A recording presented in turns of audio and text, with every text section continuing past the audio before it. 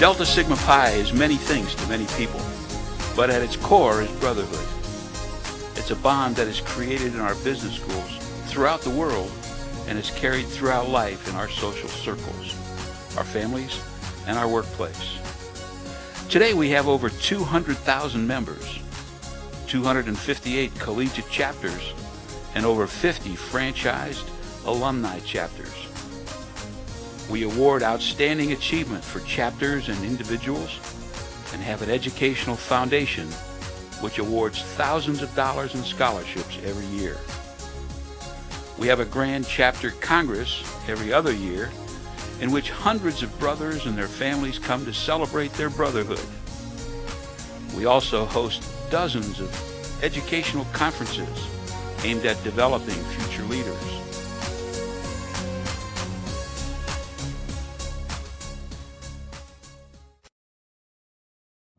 There are two questions that I may be able to help answer. The first is, how did it begin?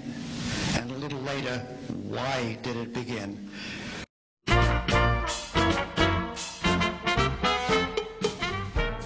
It may seem difficult to imagine that it all began with four men nearly 100 years ago.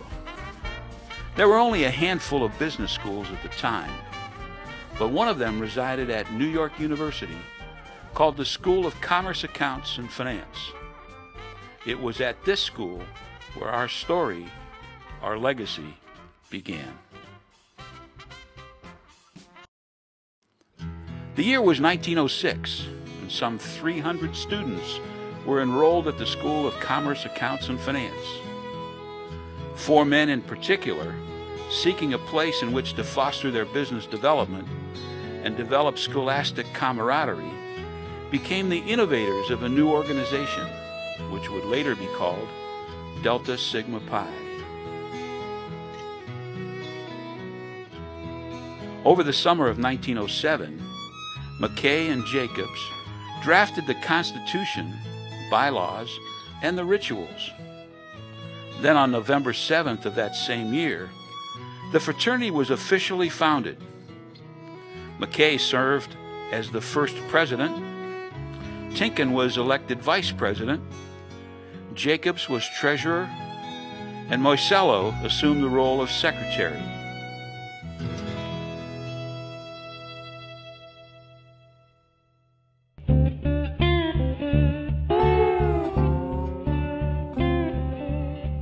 In the year 1910, a group of business students on the campus of Northwestern in Chicago, Illinois, had formed an organization that they called Hyksos, named after Egyptian kings.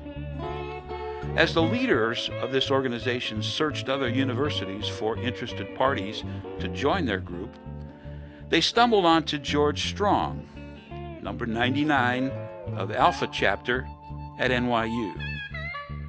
The Hyksos were so enamored with Delta Sigma Pi that at a meeting at the LaSalle Hotel in 1914, the Hyksos ceased to exist and became the second chapter of Delta Sigma Pi, known as Beta Chapter.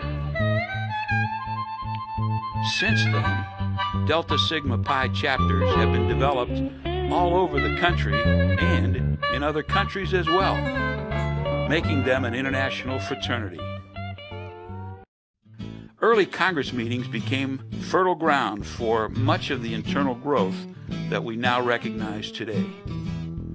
Such important building blocks included the preamble, the coat of arms, the scholarship key, several expansion programs, alumni chapters, and many others.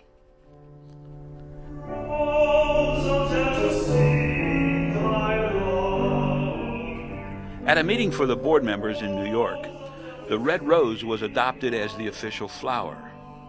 Soon after that, the official song was introduced. It was written by Paul Coughlin, who was commissioned at $75. Upon entering the war, post-Pearl Harbor, businesses, schools, and the overall economy began to suffer. It was during this time that Delta Sig suffered the greatest. Like America, the fraternity did see through the rough times. It took several years, but by 1949, all chapters and fraternal functions had become fully active again. At the Baltimore Grand Chapter Congress in 1949, Gig Wright and some other brothers were discussing the events that would be conducted, one being the Yellow Dog initiations. Suddenly, Alice Wright, along with some other wives, came up with the idea of starting their own club and nicknamed themselves the Pink Poodles. That Baltimore Congress became the first of many kennels, as they were called, and 77 women were initiated.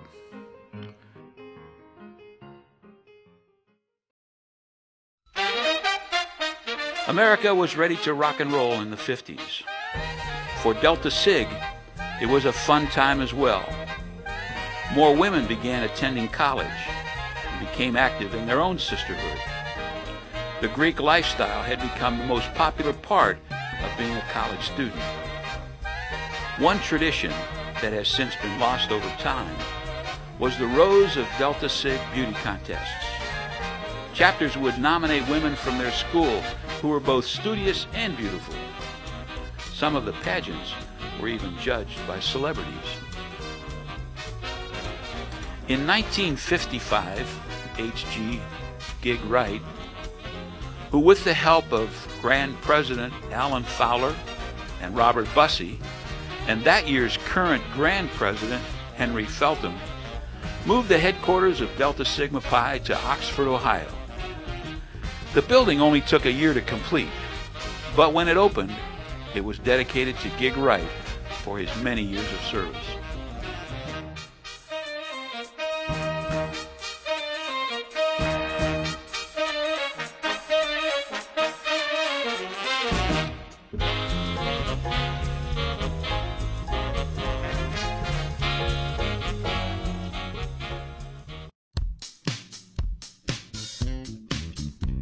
In 1977 in Toronto, the ratification of co-educational membership in the fraternity was passed.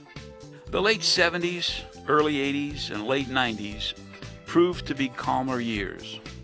The wave of social change had subsided, and new traditions and new members were in place. The fraternity continued to grow and still does today. The 43rd Grand Chapter Congress in Buffalo, New York proved historic when we elected our first female Grand President, Kathy Janke. And in Palm Springs 2 years later, we set a record for greatest attendance for a Congress. By then, end of Congress 2003, we had 181 collegiate chapters, 4,278 new members initiated, and nearly 200,000 total worldwide brothers. Brother to brother, we are united as one.